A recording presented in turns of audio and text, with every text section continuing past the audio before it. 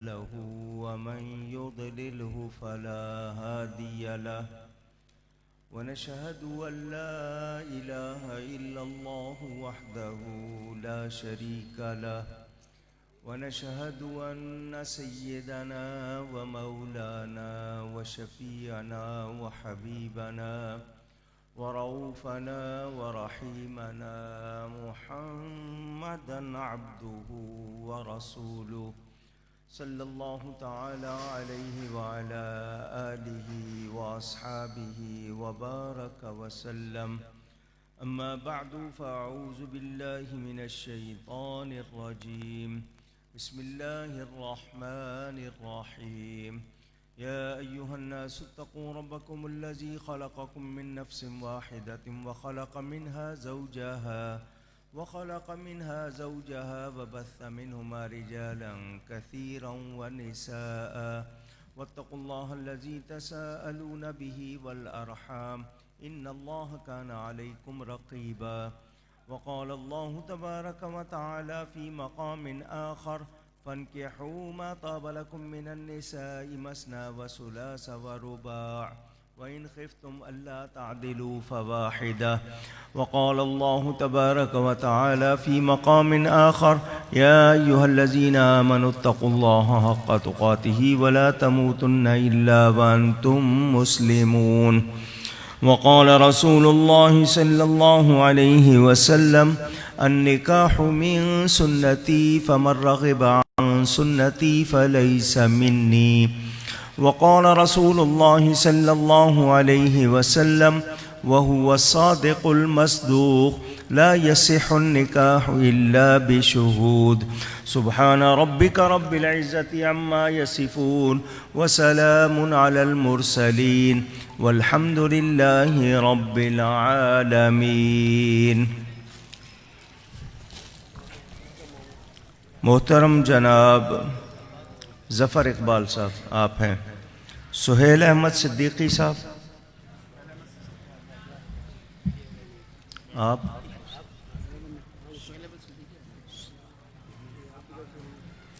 سہیل احمد صدیقی اور مسعود احمد صاحب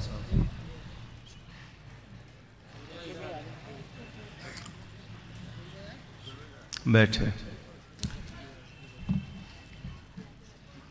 ظفر اقبال صاحب آپ کا لڑکی سے کیا رشتہ ہے؟ ہاں جی آپ نے اس سے اس نے آپ کو خوشی سے اجازت دی ہے؟ کوئی ڈر تھا اس کو؟ کوئی دباؤ؟ آپ کی بات قبول کر لوں ابھی. بسم اللہ والحمد للہ والصلاة والسلام علی رسول اللہ. آپ کا نام ظفر اقبال، فرزند ہیں آپ محمد نذیر صاحب کے، جس سے آپ نے اجازت لی، جس نے آپ کو وکیل بنایا، اس کا نام ہے اربش. بیٹی ہے افتخار حسین صاحب کی. افتخار حسین صاحب کی اس نام کی کوئی اور بیٹی ہے؟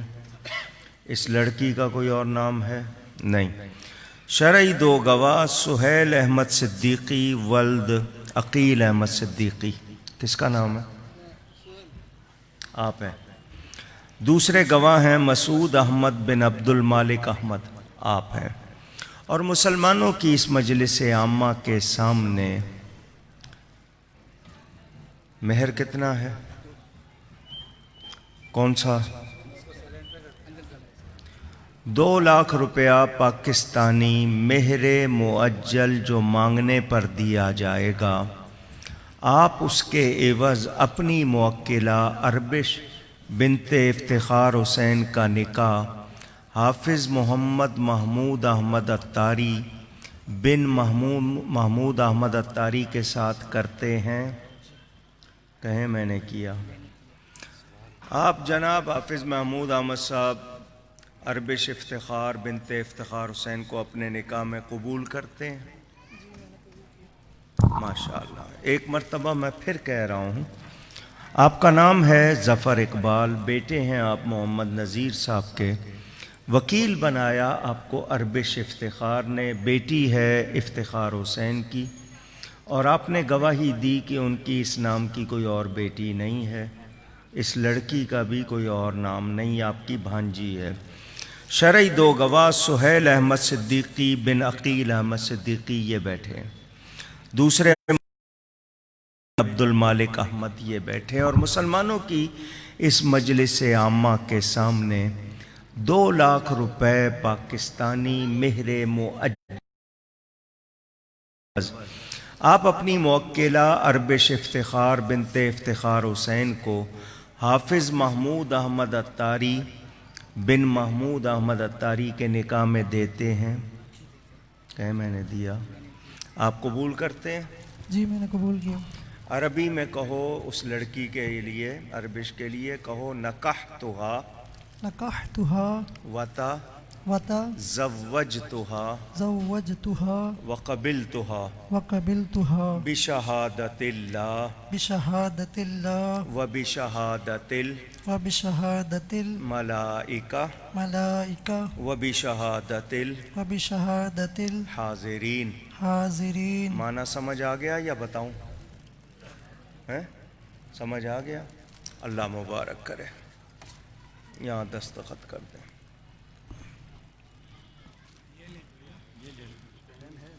وہ مور کے پر والا ہے نا، اس کو خاص دستخط ہوں گے، گرفتاری دے رہا ہے نا، وہ چل ہی نہیں رہا۔ چل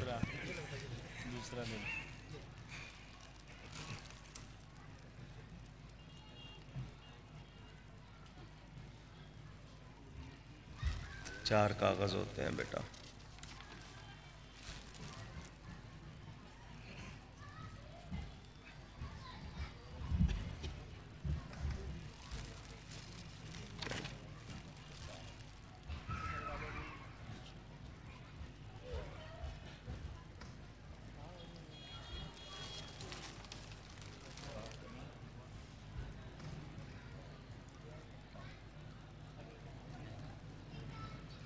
مبارک، ماشاءاللہ۔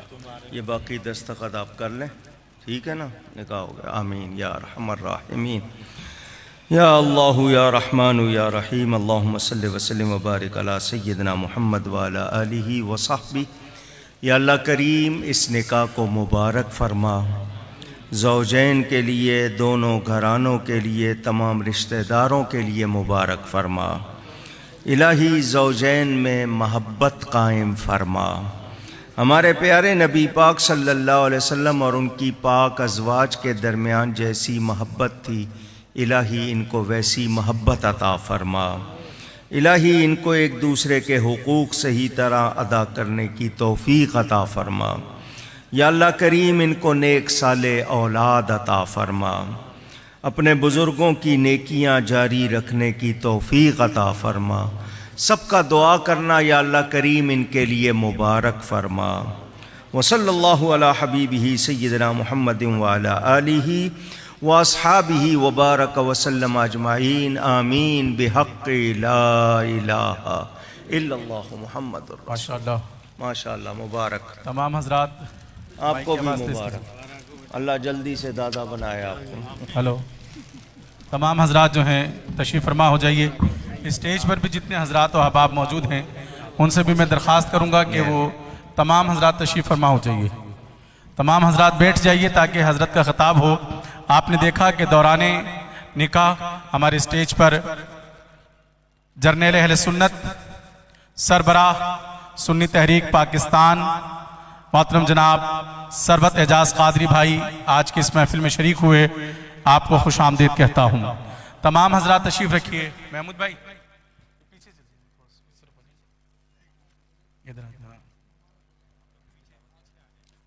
گلی مل جی، تمام حضرات تشریف فرما ہو جائیے۔ جتنے حضرات کھڑے ہیں بیٹھ جائیں تاکہ حضرت کا خطاب ہو۔ ذرا محبت کے ساتھ اسی ذکر کی جانب چلتے ہیں اور نعروں سے آپ کی گونج بتائے گی کہ آپ حضرت کا خطاب سننے کے لیے یہاں موجود ہیں۔ نعرہ تکبیر، سنیوں سینے کا زور لگا کر نعرہ رسالت، نعرہ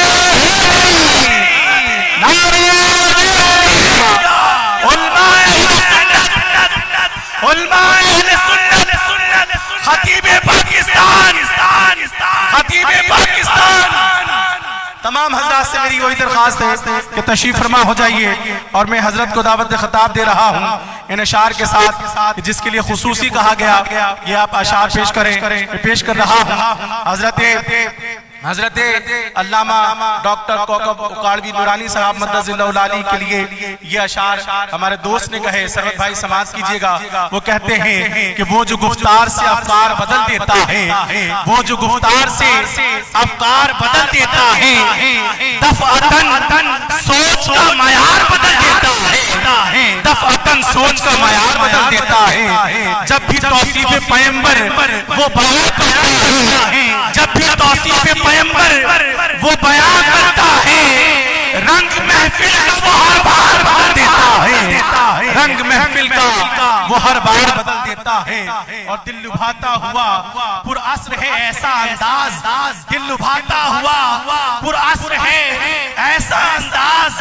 گفت سے اپنی جو کردار بدل دیتا ہے گفت سے اپنی جو کردار بدل دیتا ہے اور ایسی تصویر تصور میں بناتا ہے وہ ایسی تصویر تصور میں بناتا ہے وہ چشم بیدار کا دیدار بدل دیتا ہے چشم بیدار کا دیدار بدل دیتا ہے اور وہ ہے اکاڑوی افلاک کا روشن کوکب وہ ہے اکاڑوی افلاک کا روشن کوکب ظلمت نجد کے آثار بدل دیتا ہے ظلمت نجد کے آثار بدل دیتا ہے دنیا کہتی ہے کوکب اکاڑوی اس کو دنیا کہتی ہے اکاڑوی اس کو بد عقیدوں کے جو اتوار بدل دیتا ہے بد عقیدوں کے جو اتوار بدل دیتا ہے علم و حکمت کا ہے وہ ایسا سمندر ریحان علم و حکمت کا ہے وہ ایسا سمندر ریحان اپنے افکار سے اغیار بدل دیتا ہے اپنے افکار سے اغیار بدل دیتا ہے وہ جو گفتار سے افکار بدل دیتا ہے دفعتاً سوچ کا معیار بدل دیتا ہے دفعتاً سوچ کا معیار بدل دیتا ہے آپ دیکھ رہے ہیں میرے اسٹیج پر جرنیل اہل سنت سربراہ سنی تحریک پاکستان سربت اعجاز قاضی بھائی بھی تشریف فرما ہے اور حضرت کے خطاب کے بعد وہ اظہار خیال فرمائیں گے میں دعوت خطاب دینے جا رہا ہوں آپ کے نعروں کی گونج میں ذرا محبت کے ساتھ عقیدت کے ساتھ چاہت کے ساتھ الفت کے ساتھ محبت کا اظہار کرتے ہوئے نعرے کا جواب دیجئے نعرہ تکبیر نعرہ رسالت نعرہ رسالت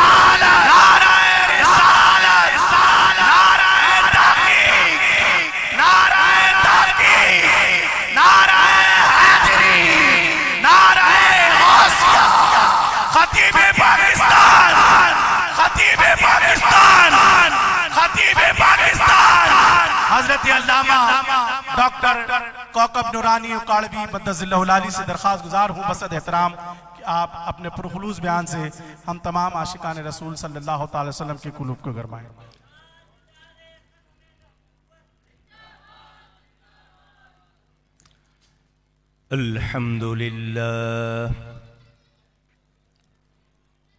الحمد لله وكفى وسلام على عباده الذين اصطفى خصوصا على سيدنا وحبيبنا وشفيعنا محمد المصطفى وعلى آله وصحبه أولي الصدق والصفا أما بعد فأعوذ بالله من الشيطان الرجيم بسم الله الرحمن الرحيم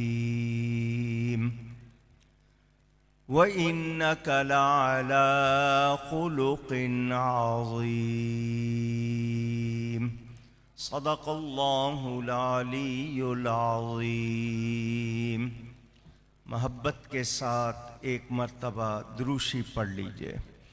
اللہم صلی علی سیدنا و مولانا محمد معدن الجود والکرم وآلہ وصحبہ وبارک وسلم۔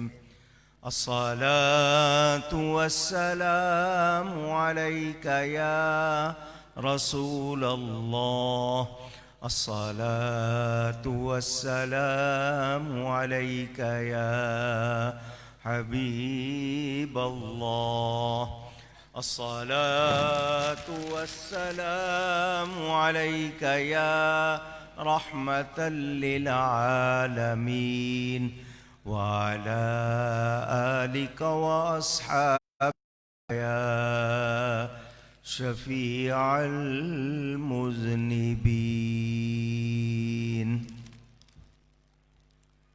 حمد و صلاۃ کے بعد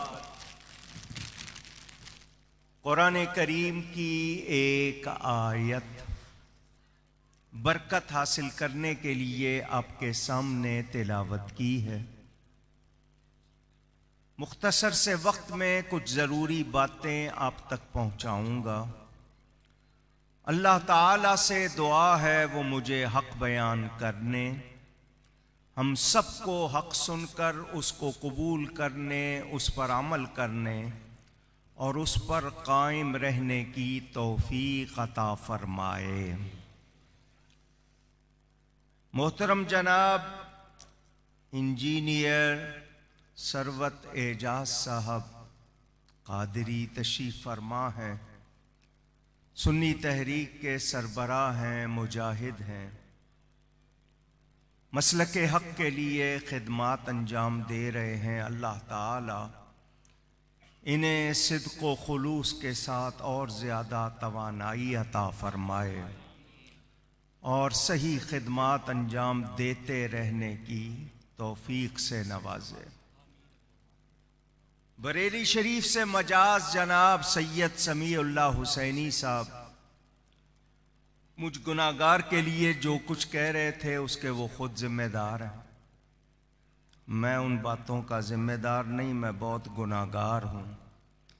جو انہوں نے کہا اللہ کرے میں ویسا ہو جاؤں۔ محبوب اتاری صاحب محبوب اسٹیٹ والے ہر سال جلسہ کرتے ہیں، کئی برس سے آ رہا ہوں۔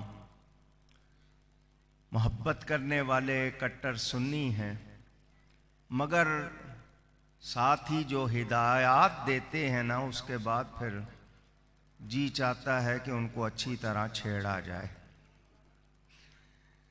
انہوں نے کہا جی کسی کو کچھ نہیں کہنا، بس میں نے کہا بہت اچھا، میں کسی کو کچھ نہیں کہوں گا، صرف آپ کو کہوں گا جو کہنا۔ دو باتیں پہلے سن لو پھر اس کے بعد تقریر ہوگی۔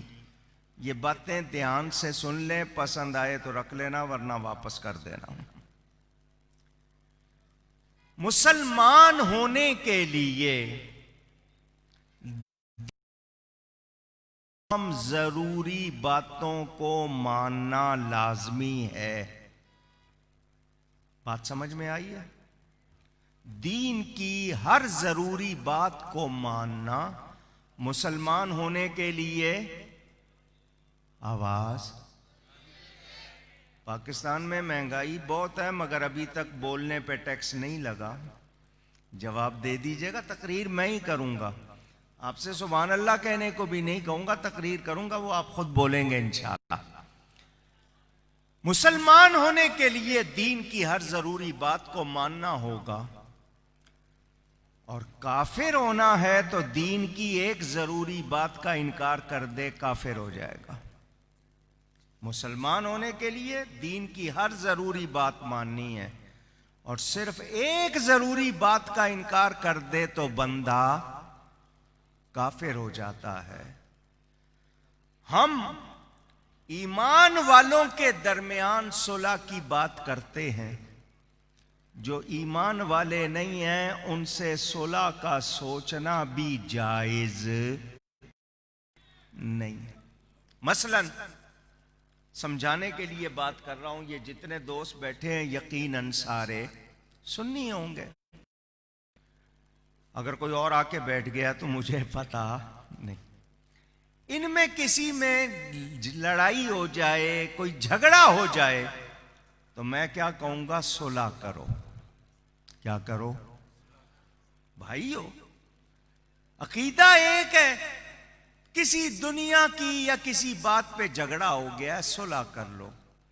لیکن جس کا عقیدہ درست نہیں، اس کے لیے دل میں بغض رکھنا تو ضروری ہے۔ ایمان کی تکمیل کب ہوتی ہے؟ کہ جو مومن ہے اس کے لیے کینہ نہ ہو، اور جو اللہ اور اس کے رسول کا وفادار نہیں، اس کے لیے دل میں نرمی بھی رکھ سکتے۔ بول دیجئے۔ اب یہ میرا کہنا نہیں ہے، نہ ان کا کہنا کہ آپ ان کے کہیں کہ جی زبردستی منوا رہے ہیں، نہیں، یہ میرے نبی کا فرمان ہے۔ کسی سے دوستی اور محبت ہو تو اللہ اور اس کے رسول کے لیے ہو، کسی سے دشمنی ہو تو اللہ اور اس کے رسول کے لیے۔ جو اللہ کا وفادار نہیں، نبی کا وفادار نہیں، میرا تمہارا وفادار ہو سکتا ہے؟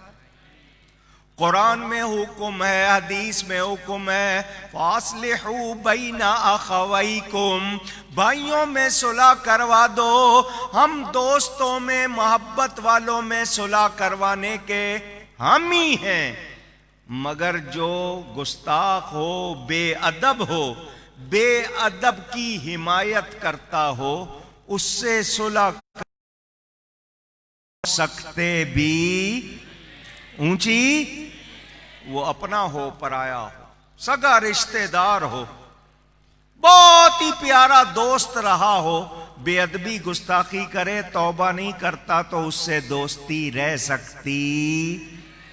منظور ہے؟ اونچی۔ اگر یہ کہو گے کہ منظور نہیں تو کل قیامت کے دن یہ سوال ہوگا، اللہ تعالیٰ فرمائے گا کیا میرے دوست سے دوستی رکھی؟ کیا میرے دشمن سے دشمنی رکھی؟ یہ قیامت میں سوال ہوگا، کیا جواب دو گے؟ تو الحمدللہ ہم نبی کے غلاموں سے دوستی رکھیں گے، نبی کے گستاخوں سے دوستی۔ ایک بات، اب بات یہ ہے کہ جو نبی سے جڑ گئے، جو میرے نبی سے جڑ گئے، وہ ازواج ہیں، بیویاں ہیں، اولاد ہے، یا نبی کے صحابہ ہیں، ہمارے لیے سب محترم ہیں۔ قرآن کے حکم کے مطابق بھی، حدیث کے حکم، نبی کی بیویاں مومنوں کی مائیں، نبی کی اولاد اللہ نے فرما دیا وہ پاک ہیں، ان کے لیے تعظیم کا حکم نہیں۔ نہیں، قرآن پڑھو، نبی کی بیوی کے پاؤں آ جاتے ہیں ایک زمین پر، وہ نبیہ نہیں ہے، ولیہ ہے۔ اللہ اس زمین کو شعائر اللہ فرماتا ہے، اپنی نشان فرماتا ہے، تو ان کے پاؤں جب وہ جگہ شاعر کے پاؤں آئے ہیں، وہ کتنی بلند مرتبے والی ہے۔ سمجھ آ رہی ہے بات؟ تو ام المومنین حضرت عائشہ صدیقہ ہوں، حضرت سیدہ حفصہ ہوں، یا باقی 9 ازواج، سب محترم ہیں، ہم کسی کی بھی بے ادبی کر سکتے نہیں۔ اب نبی کے صحابہ ابو بکر کی الف سے لے کر علی کی یہ تک، کیونکہ حروف سارے یہی ہے نا، رضی اللہ عنہم، سارے صحابہ، ان میں حضرت معاویہ بھی شامل، ابو سفیان بھی شامل، ان میں وحشی بھی شامل، یہ سب شامل ہیں۔ اللہ فرماتا ہے رضی اللہ عنہم ورضوا عنہ، اللہ ان سے راضی، وہ اللہ سے راضی۔ تو کیا میں کہہ سکتا ہوں کہ میں راضی نہیں ہوں؟ پوچھ رہا ہوں، میری حیثیت کیا، میری اوقات کیا؟ اللہ راضی تو مجھے بھی یہی کہنا ہے، جن سے اللہ راضی ان سے میں بھی راضی۔ آ گئی سمجھ میں؟ اب بات آئی ہے اہل بیت کی. اہل بیت کہتے ہیں گھر والوں کو. تو نبیاں بھی گھر والی, نبی کی بیٹیاں بھی گھر والی, نبی کے بیٹے بھی گھر والی, وہ گھر والے. تو حضور نے ان کے لیے ایک بار نہیں بار بار فرمایا اذکرکم اللہ فی اہل بیتی, میں تمہیں بار بار یاد دلاتا ہوں اپنے اہل بیت کے بارے میں, ان کا خیال رکھنا. تو جب نبی تاکید کر رہے ہیں ہمیں خیال رکھنا ہے یا نہیں؟ تو وہ حضرت سیدہ فاطمہ ہوں یا ان کی 3 بہنیں, وہ ساری نبی کی اولاد ہیں. جو بیٹیوں کا انکار کرے وہ کہاں سے مسلمان؟ جو صحابہ کا انکار کرے وہ کہاں سے مسلمان؟ اہل سنت و جماعت نبی کے ہر صحابی کو بھی محترم جانتے ہیں, نبی کے اہل بیت کو بھی محترم جانتے ہیں. بات سمجھ میں آ گئی؟ اب جھگڑنے والوں کا کام ہے جھگڑیں. ان کے پاس فالتو ٹائم ہے, فالتو دماغ ہے, ہمارے پاس نہیں. اور ان میں پیار کتنا تھا. حضرت علی اپنے ایک بیٹے کا نام ابو بکر رکھتے ہیں, ایک بیٹے کا نام عمر رکھتے ہیں, ایک بیٹے کا نام عثمان رکھتے ہیں. امام حسن اپنے ایک بیٹے کا نام ابو بکر, ایک کا نام عمر رکھتے ہیں. وہ یہی بتا رہے ہیں کہ ہمارے درمیان پیار ہی پیار ہے. دشمنوں کے نام پر بچوں کے نام رکھے جاتے نہیں. تو صحابہ اہل بیت میں پیار تھا. لڑنے والے یہ آج کے لوگ ہیں, ان لڑنے والوں سے ہمارا کوئی تعلق. ذرا زور سے, ہم اہل سنت و جماعت ہیں, ہم پیار کرنے والے لوگ ہیں. گالیاں دینا لڑنا ہمارا کام. آپ نے یہ سن لیا. یہ اس لیے کہہ دیا کہ آپ کے ذہنوں میں بہت سے سوال ہوں گے, ان کے جواب ہو جائیں. تو صلح کلی کون؟ جو آپس میں صلح کرے, وہ نہیں جو بدعقیدہ سے صلح کرے. ہم آپس میں صلح کے قائل ہیں, غیروں سے صلح کے قائل نہیں. اچھا, جو لوگ کہتے ہیں نہیں سب کے ساتھ چلنا ہے, تو جو ان کے پیسے مار لے, کوئی آپ کے پیسے دبا لے اور کہے نہیں دیتا, تو پھر آپ اس کے ساتھ کیوں نہیں صلح کرتے؟ کوئی آپ کی بہن بیٹی ماں کو گالی دے دے, اس کے پیچھے نماز پڑھو گے؟ جو پڑھے گا ہاتھ اٹھائے. ماشاءاللہ ہوش میں بیٹھے, ورنہ آپ تو فوراً ہاتھ اٹھا دیتے ہیں. تو جو ماں کو گالی دے اس کے پیچھے نماز پڑھو گے؟ تو جو سارے مومنوں کی ماں کو گالی دے وہ بھی ہمارا امام ہو سکتا نہیں. یہ صرف سمجھانے کے لیے بنیادی باتیں کہہ دی تاکہ آپ کی تسلی ہو جائے. محبوب بھائی کہہ رہے تھے کسی کو کچھ نہیں کہنا. میں نے کہا بالکل, میں نے کسی کو کچھ کہا؟ نام لیا ہے؟ پکی بات ہے نا. ہاں, کل کو یہ نہیں کہنا کہ رگڑا لگا گیا ہے. میں نے صاف صاف باتیں کی ہیں. اللہ تعالیٰ ارشاد فرماتا ہے وَإِنَّكَ لَعَلَىٰ خُلُقٍ عَظِيمٍ, اور بے شک آپ کی خوبو بہت شان والی ہے, آپ بڑے عظیم خلق والے ہیں.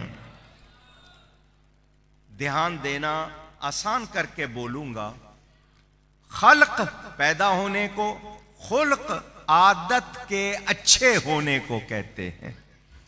آپ کسی سے مسکرا کے ملیں, ایک تو ہوتا ہے نا دفتر میں ریسیپشنسٹ استقبالیہ بٹھایا ہے, اس کو تنخواہ دی ہے کہ جو آئے گا مسکرا کے ملنا ہے, تو اس کا مسکرانا اس کا خلق نہیں, کیونکہ اس کے تو وہ پیسے لیتا ہے. جس کو بٹھایا ہے استقبالیہ کاؤنٹر پہ, وہ تو پیسے لے کے مسکرا رہا ہے. مسکرانا اس کی عادت. ہو سکتا ہے آپ کے جانے کے بعد کہتا ہوں نکل گیا شکر ہے, ورنہ میں نکالتا یہاں سے. تو وہ جو خلق دکھا رہا ہے وہ اس کی عادت نہیں. خلق کیا ہوتا ہے؟ ایسی آپ کی عادت خود بخود ظاہر ہو, بنانی نہ پڑے. اس کو کیا کہتے ہیں؟ خلق. یعنی عادت کی عمدگی کو. تو اب حضور صلی اللہ علیہ وسلم کے خلق کو اللہ عظیم فرما رہا ہے، تو جس کو اللہ عظیم فرمائے کیا میں اور آپ اس شان کا اندازہ کر سکتے ہیں؟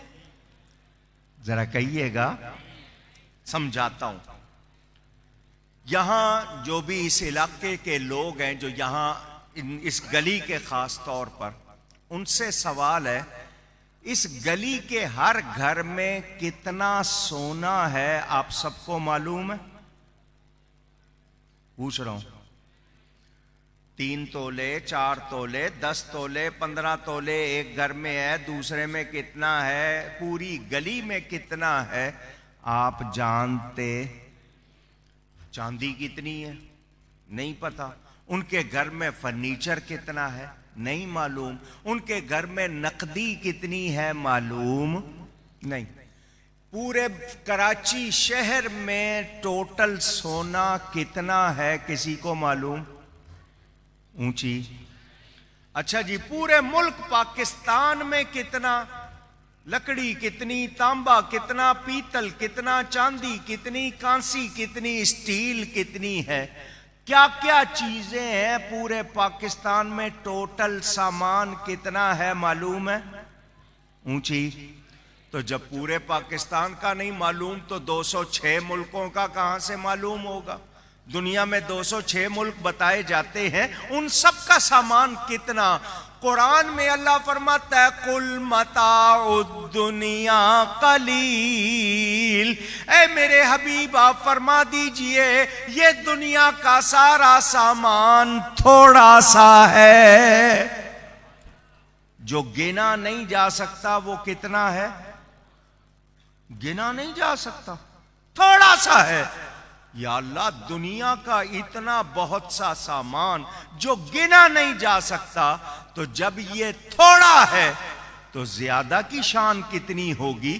تو اتنا بہت سا قلیل، مگر اندازہ کرو قرآن میں اللہ فرماتا ہے سامان دنیا بھر کا تھوڑا، میرے نبی کا خلق عظیم، تو جب قلیل کا یہ حال ہے عظیم کی کیا شان ہوگی؟ کوئی گن سکتا ہے؟ اونچی؟ اچھا جی، محبوب صاحب اپنی یہ دکان اسٹیٹ ایجنسی چلاتے ہیں، محبوب صاحب کا اخلاق کیا ہے؟ میں اگر 10 آدمیوں سے پوچھوں گا جو ان کے ملنے والے ہیں وہ بتا دیں گے، اگر آپ لوگ خاموش ہو جائیں تو بڑی مہربانی۔ ادھر جو کھڑے ہیں بائیں جانب، برائے مہربانی آواز نہ کیجیے، میری توجہ آپ کی طرف چلی جائے گی۔ 10 آدمیوں سے پوچھوں کہ محبوب صاحب کا اخلاق کیا ہے، بتا دیں گے۔ کوئی کہیں گے جی ہنسمکھ ہیں، کوئی کہے گا غصہ بھی آتا ہے، کوئی کہیں گے جی میٹھا پسند کرتے ہیں، کوئی کہے گا نمکین بھی کھا لیتے ہیں، کوئی کہے گا عزت سے ملتے ہیں، کوئی کہے گا نہیں روٹھ بھی جاتے ہیں۔ 10 آدمی ان کا بتا دیں گے یا نہیں؟ مگر جو ملنے والے نہیں ہیں وہ بتا سکتے ہیں؟ اونچی؟ میں ان کے بارے میں چلا جاؤں معلوم کرنے لانڈی میں جا کے پوچھوں جی محبوب صاحب کے بارے میں بتاؤ، وہ کہیں گے ہم تو جانتے ہی نہیں ہیں۔ بتائیں کیسے؟ تو کون بتائیں گے؟ جو سب سے قریب ہیں، جو سب سے، گھر والے بتائیں گے، رشتہ دار بتائیں گے، دوست بتائیں گے، ملنے والے بتائیں گے، وہی بتائیں گے نا۔ میرے دوستوں اور بزرگوں، جب یہ قانون معلوم ہو گیا کہ کسی کے بارے میں جاننا ہے تو اس کے قریب لوگوں سے پوچھنا ہوگا، قریبی لوگ بتائیں گے۔ 1.25 لاکھ سے زیادہ میرے نبی پاک کے صحابہ، مکے والوں سے پوچھو، طائف والوں سے پوچھو، مدینے والوں سے پوچھو، سب یہی کہتے ہیں لم ارا قبلہ مثلہ ولا بعدہ، نہ نبی جیسا ان سے پہلے دیکھا ہے نہ ان کے بعد دیکھا ہے۔ میرے نبی جیسا، اونچی؟ یہ وہ ہیں جو گالیاں سن کے دعائیں دیتے ہیں، جو پتھر کھا کے پھول برساتے ہیں، جو راہ میں کانٹے بچھانے والے ہیں ان کے لیے یہ آقا گلشن سجاتے ہیں۔ ایسی مثال کہیں دنیا میں اور ہے اونچی؟ اچھا اب ناراض نہ ہونا، کڑوی بات کرنے لگا ہوں. شوہر کیسا ہے؟ کسی بیوی سے کوئی پوچھ نہیں لینا، ویسے میں آپ کو مشورہ نہیں دے رہا. اگر کوئی پوچھ لے تو وہ آگے سے پٹارا کھول دیتی ہے. اپنے گھر میں اچھی تھی، میری تو قسمت پھوٹ گئی. ناشکری ہوتی ہے نا زیادہ تر. شکایت کرے گی، پوچھتا نہیں ہے، ٹائم نہیں دیتا، خرچے نہیں دیتا، جوڑے نہیں دیتا، یہ نہیں کرتا. آج کل یہی حال ہے نا. آپ ڈرے بیٹھے ہو کہ گھر واپس جانا ہے، بیوی کو پتا چل گیا تو مشکل. سچ بول رہا ہوں یا نہیں؟ کسی نے ہاتھ اٹھا دیا، اس کو زیادہ تجربہ ہوا ہے. آپ کی بیوی سے کوئی آپ کا حال پوچھ لے، کوئی ہوں گی ماشاءاللہ نیک بیویاں، وہ برائی نہیں کریں گی، کہیں گی جی حضور نے خود فرمایا معراج کی رات میں نے دوزخ میں عورتیں زیادہ دیکھی، کیوں؟ شوہر کی ناشکری ہوتی ہے. پوچھ لو کیا ہے؟ اجی چند چیتھڑے ہی تو ہیں. کپڑوں کو چیتھڑا کہتی ہیں، حالانکہ الماریاں بھری ہوئی ہیں. جوتیوں سے پورے ریک بھرے ہوں گے، کہے گی 2-4 لیتڑے ہی تو ہیں. برتنوں سے جناب کتنے شوکیس بھرے ہوئے، کہے گی ٹھیک رہی تو ہیں. خوش ہوتی water set, tea set, coffee set, cutlery set, fruit set, dinner set, lunch set, اتنے سارے سیٹ، مگر بیوی اپ سیٹ. وہ سیٹ ہوتی، سب کا ایک جیسا حال نہیں. اللہ تعالیٰ خیر فرمائے. آپ کی اولاد سے کوئی پوچھے، نیک اولاد ہوگی ماں باپ کی تعریف کرے گی، ورنہ وہ بھی کہہ دے گی کہ جی نہیں ہمیں کچھ نہیں ہے، بس جی گزارا کر رہے ہیں. اللہ ماشاءاللہ. دوست یار کوئی وفادار ہوتا ہے، سارے ہی مطلب کے ہوتے ہیں. اللہ ماشاءاللہ سب ایک جیسے نہیں. مگر نبی کی بیویوں سے پوچھ لو، بیٹیوں سے پوچھ لو، بیٹوں سے پوچھ لو، رشتہ داروں سے پوچھ لو، وہ سب کہتے ہیں ہم پر اتنا کوئی مہربان نہیں جتنا یہ نبی ہے. کیا پتہ خلق. اور حضور صلی اللہ علیہ وسلم کا فرمان، بُعِثْتُ لِأُتَمِّمَ مَكَارِمَ الْأَخْلَاقِ، میں بھیجائی اس لیے گیا ہوں کہ اخلاق حسنہ کی تکمیل کر دوں. ملنا کیسے ہے، سلام کیسے کرنا ہے، مصافحہ کیسے کرنا ہے، معانقہ گلے ملنا کیسے ہے، کھانا کیسے ہے، بولنا کیسے ہے، ہنسنا کیسے ہے، لیٹنا کیسے ہے، سونا کیسے ہے، لین دین کیسے کرنا ہے. میرے نبی نے ایک ایک بات ہم کو سکھائی، اور صحابہ نے اس پر عمل کر کے وہ مقام پا لیا جو آنے والی نسلوں کو ان کی پیروی میں سیکھنے کو مل گیا. پتہ کیا چلا؟ ارے انسان وہ اچھا ہے جس کے اخلاق سب سے اچھے ہیں. حسینی صاحب آپ کو ایک سوال، کسی شخص میں بہت اچھے اخلاق ہیں، اس کو 1 نمبر دیجئے اخلاق کا، ٹھیک ہے؟ اگر وہ خوبصورت بھی ہے تو اس کو 1 0 اور لگا دیں، کتنے ہو گئے؟ 10 ہو گئے. وہ مالدار بھی ہے، 1 0 اور لگا دیں، اب کتنے ہو گئے؟ 100 ہو گئے. وہ عالم بھی ہے، 1 0 اور لگا دیں، اب کتنے ہو گئے؟ 1000 ہو گئے. وہ بہت ہی اچھا لباس پہننے والا ہے، 1 0 اور لگا دیں، 10,000 ہو گئے. آپ اس طرح 0 لگاتے رہیں جناب. وہ خوبصورت بھی ہے، وہ عالم بھی ہے، وہ مالدار بھی ہے، وہ شاندار بھی ہے، وہ تاجر بھی ہے، وہ یہ بھی، مگر اس کے پاس اخلاق اچھے نہیں ہیں. وہ 1 نکال لیں تو کیا رہ جائے گا؟ 0. بس یہی بات سمجھانی ہے آپ کو. ہم لوگ اپنے آپ کو پتہ نہیں کیا سمجھتے ہیں، لیکن اخلاق کی دولت ہمارے پاس نہیں تو ہم کیا ہو گئے؟ 0. اور جن کے پاس اخلاق کی دولت ہے ان کی شان کیا ہے؟ آج بھی دنیا ان کو یاد کرتی ہے. میرے پیارے نبی پاک صلی اللہ علیہ وآلہ وسلم کونین کے والی ہیں. بدر کی لڑائی کے لیے جا رہے ہیں، کافروں سے لڑنا ہے. نبی پاک صلی اللہ علیہ وسلم کے ساتھ 313 افراد ہیں، 70 اونٹ ہیں مسلمانوں کے پاس. فرمایا 313 کے پاس الگ الگ سواری نہیں ہے تو ایک اونٹ 3 آدمیوں میں بانٹ لو. ایک اونٹ 3 آدمیوں میں بانٹ لو. کیا مطلب؟ 2 گھنٹے ایک بیٹھے 2 پیدل چلیں، پھر 2 گھنٹے دوسرا بیٹھے باقی 2 پیدل چلیں، پھر تیسرا بیٹھے. اس طرح باری باری ایک اونٹ پر 3 آدمی سواری کریں گے. حضور صلی اللہ علیہ وسلم جرنیل ہیں ان سب کے، حضور قافلہ سالار ہیں ان کے، سردار ہیں ان کے، والی کونین ہیں. یہ نہیں فرمایا ایک اونٹ میرے لیے الگ رکھ دو، نہیں، فرمایا میرے ساتھ بھی 2 آدمی رکھو، میں بھی باری باری بیٹھوں گا. صحابہ کہنے لگے ہم قربان کرتے ہیں. فرمایا نہیں، تمہیں بھی اللہ سے ثواب چاہیے، مجھے بھی چاہیے. ایسا کردار ہوگا تو بتاؤ کارکنوں کو، خادموں کو کتنی زیادہ خوشی ہوگی کہ ہمارا امیر کتنا اچھا ہے. حضور صلی اللہ علیہ وسلم سلام میں پہل کرتے ہیں. سلام کرنے میں مجھے سب کی آواز چاہیے، ناراض نہ ہو، ایک مرتبہ اور کہہ دیں. میں نے بار بار کیوں کہلوایا کہ آپ کو یہ بات یاد ہو جائے. ہمارا یہ ہے کہ دوسرا سلام کرے، ہم کیوں کریں؟ حالانکہ پہلے سلام کرنا تکبر کو کاٹتا ہے. یہ جو آپ کے اندر تکبر غرور آ جاتا ہے اس کو یہ کاٹتی ہے.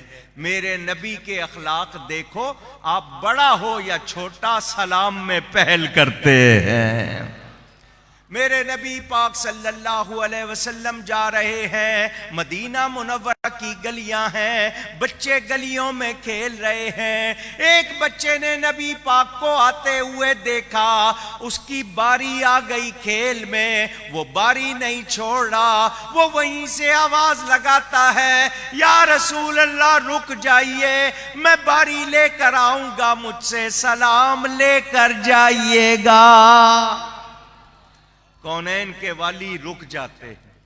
میں اور آپ شاید اپنے بیٹے کے لیے نہ رکیں، حضور رک جاتے ہیں. وہ بچہ کھیل میں اپنی باری لے کر آتا ہے، نبی سے سلام لیتا ہے، پھر نبی آگے بڑھتے ہیں.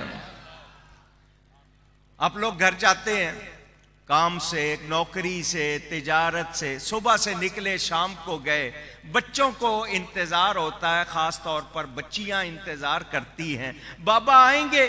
آپ گئے تھکے ہوئے، بچے آ کے آپ سے لپٹ جاتے ہیں، کتنی خوشی ہوتی ہوگی آپ کو. یہی تو وہ نعمت ہے جو بازار میں نہیں ملتی. لیکن آپ تھکے ہوئے ہیں، بچے جاننا چاہتے ہیں بابا کہاں گئے تھے، کیا کیا تھا، کیا لائے ہیں، کیا ہوا. آپ اس وقت تھکے ہوئے، آپ 1-2 منٹ پیار کرتے ہیں، ان سے کہتے ہیں بیٹا جاؤ امی کے پاس، جاؤ بہن کے پاس، میں ذرا نہا لوں دھو لوں. آپ ان کے پاس بیٹھ نہیں پاتے، بات نہیں کر پاتے. یہ آپ کا اپنے بچوں سے حال ہے. مدینہ منورہ کے بچے آپس میں لڑ پڑتے، کوئی ان میں لڑائی ہو جاتی، وہ اپنے ماں باپ کے پاس نہیں جاتے تھے، میرے نبی کے پاس آتے تھے. کیونکہ انہیں جو پیار میرے نبی سے ملتا تھا وہ کہیں اور نہیں ملتا تھا. اخلاق آپ کے اندر، آپ کے بچے تو ڈر کے، بعض باپ اتنے سخت ہوتے ہیں بچے ڈر کے چھپ جاتے ہیں، بات کرنے کی مہلت نہیں ہوتی، جرأت نہیں ہوتی. کچھ کے ہاں اتنی آزادی ہے کہ پرواہ نہیں ہے. مگر نبی نے اخلاق بھی سکھائے، خود کو اس کا نمونہ بنا کر دکھایا.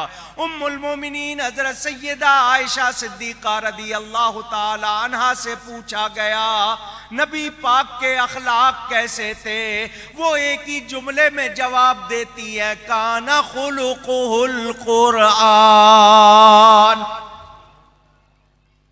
اے پوچھنے والے کیا تو قرآن نہیں پڑھتا؟ اس نے کہا جی پڑھتا ہوں. فرمایا ان کے اخلاق جو ہے وہ قرآن ہے. قرآن کے مطابق کیا مطلب؟ 30 پارے پڑھتا جا، نبی کی سیرت کو دیکھتا جا، تجھے قرآن پر پورا عمل نظر آئے گا تو سیرت مصطفیٰ میں نظر آئے گا. وہ عملی قرآن ہیں، پورے قرآن پر عمل کرنے والے. میں نے یہ باتیں کیوں آپ کو کہی ہیں؟ آج اس معاشرے کی سب سے بڑی کمزوری کیا ہے؟ اخباروں میں پڑھ رہے ہو، ٹی وی پہ دیکھ رہے ہو، سرے راہ سڑک پر عورت کے ساتھ زیادتی ہو رہی ہے، چھوٹے چھوٹے بچوں کے ساتھ زیادتی ہو رہی ہے، گھروں میں لڑائیاں ہو رہی ہیں، طلاقیں ہو رہی ہیں، ایک دوسرے عدالت میں جاؤ تو 80% مقدمے رشتہ داروں کے ہیں، فلاں نے پیسہ مار لیا، فلاں نے روک لیا، اور پھر کہیں کہ نہیں جی ہم تو نبی کے عاشق ہیں. تو کیا واقعی ہم عاشق ہیں؟ اگر عاشق ہوتے پھر ہم نے نبی کے اخلاق اپنائے ہوتے. ہمیں حضور صلی اللہ علیہ وسلم کی ہر ادا سے پیار ہوتا. اور یہ باتیں آپ نے سنی ہوں گی، پھر سنا رہا ہوں، ذہن میں تازہ کرو. ایک صحابی ایسے تھے، ان کے چہرے پر صرف ایک بال تھا، داڑھی کی جگہ یہ چین تھوڑی جس کو کہتے ہیں، اس پہ صرف ایک بال تھا. پورے چہرے پہ داڑھی پوری، بال نہیں اگے تھے، کھال ایسی اندر جو ہوتی ہے وہ نہیں تھی، بال نہیں اگے، ایک بال. وہ اس میں کنگھی کرتے تھے، شانہ کرتے تھے. وہ کسی نے کہا ایک ہی بال ہے، ایک بال میں کنگھی کا کیا مطلب؟ اس نے کہا اس لیے کرتا ہوں کنگھی کہ میرے نبی کی سنت ہے. اللہ نے ایک ہی بال دیا ہے تو میں نبی کی سنت چھوڑ سکتا نہیں. اور ہم کیا حال ہے ہمارا؟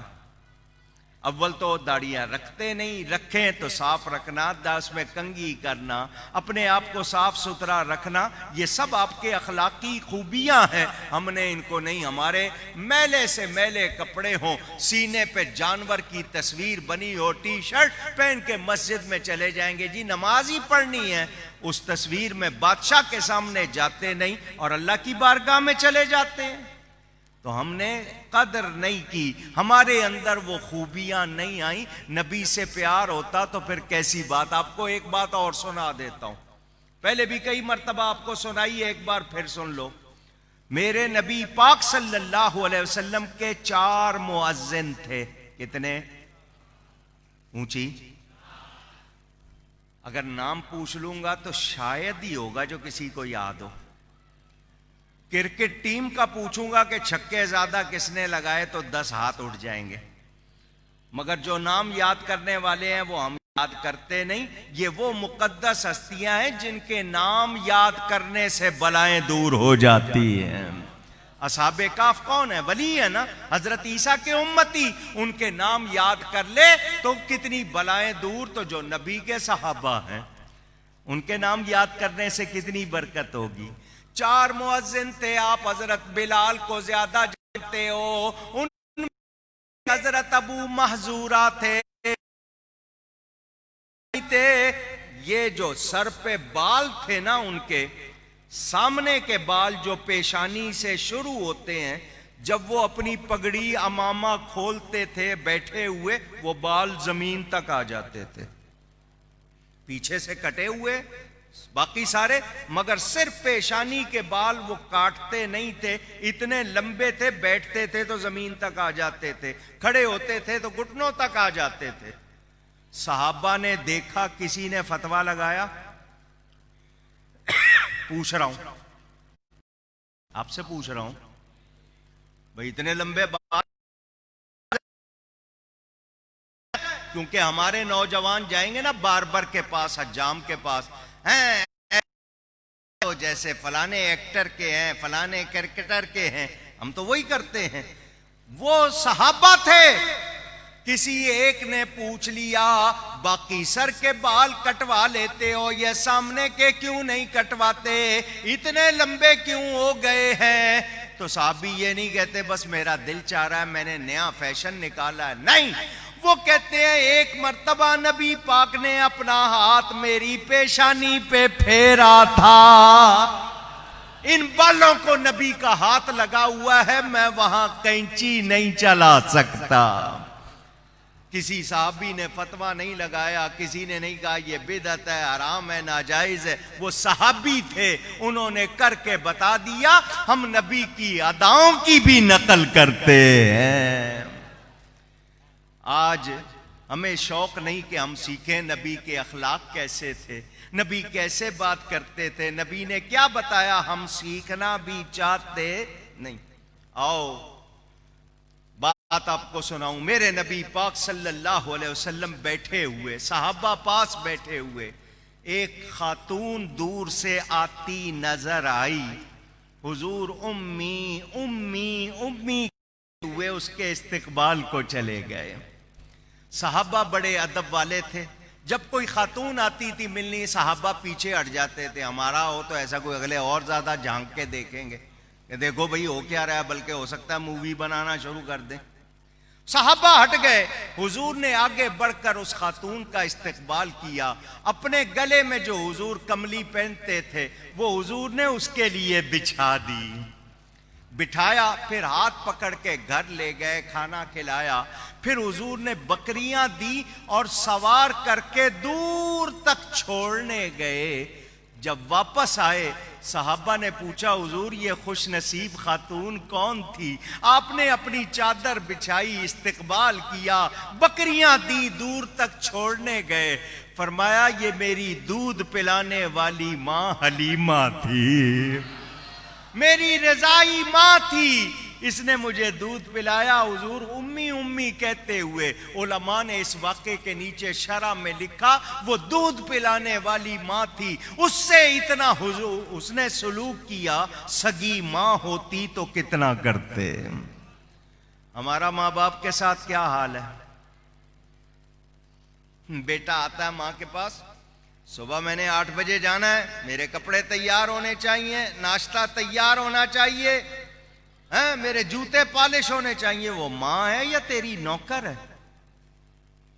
کس طرح حکم چلا رہا ہے؟ وہ ماں ہے, اس کی خدمت کرنی ہے, اس سے کروانی نہیں. لیکن ہمارے ہاں جو حال ہے الا ماشاء اللہ, ہم ماں باپ کو اپنا نوکر سمجھتے ہیں. جب یہ چلے جائیں تو قدر ہوتی ہے, وہ بھی کسی کسی کو ہوتی ہے. آج کل تو لوگ اولڈ ایج ہوم میں یا عیدی گھر میں چھوڑ آتے ہیں. ماں باپ بازار میں ملتے اونچی. میرے نبی پاک صلی اللہ علیہ وسلم کا ارشاد سنو, بیہقی شریف حدیث کی کتاب موجود. حضور فرماتے ہیں میں عشاء کی نماز پڑھ رہا ہوتا, میں نے سورہ فاتحہ کی تلاوت کر لی ہوتی, میری ماں زندہ ہوتی اور مجھے میرا نام لے کے پکارتی, میں نماز چھوڑ کے ماں کی خدمت میں جاتا. سمجھ آ رہی ہے بات؟ ہمارا کیا حال ہے؟ حضرت سیدنا امام زین العابدین, نام سنا ہے؟ پوچھ رہا ہوں, جانتے ہیں؟ حضرت سیدنا امام حسین کے بیٹے, ان کا نام علی اوسط ہے, لقب زین العابدین. زین العابدین کا مطلب عبادت کرنے والوں کی زینت.